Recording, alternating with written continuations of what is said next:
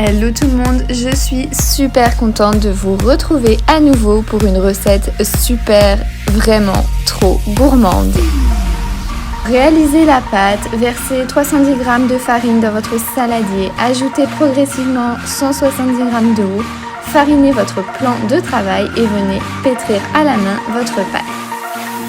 Une fois que vous avez obtenu une pâte bien homogène, venez réaliser le pliage en portefeuille en intégrant 50 g de beurre au centre de votre pâte. Farinez la pâte et venez réaliser le pliage en portefeuille en rabattant les bords de votre pâte. Réalisez l'opération une vingtaine de fois pour obtenir un feuilletage à son maximum. Venez ensuite découper votre pâte en 3 quarts, 1 quart et réservez 1 quart au frais. Étalez ensuite la pâte à tarte en forme de grande tarte ronde. Puis venez découper délicatement vos pommes en fines lamelles. On prépare ensuite le garnissage de la pâte avec 100 g de poudre d'amande, 2 cuillères à soupe de rhum.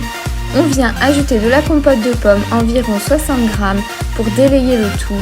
On répartit cette préparation sur le fond de la tarte et on vient ensuite ajouter nos lamelles de pommes en forme de fleurs.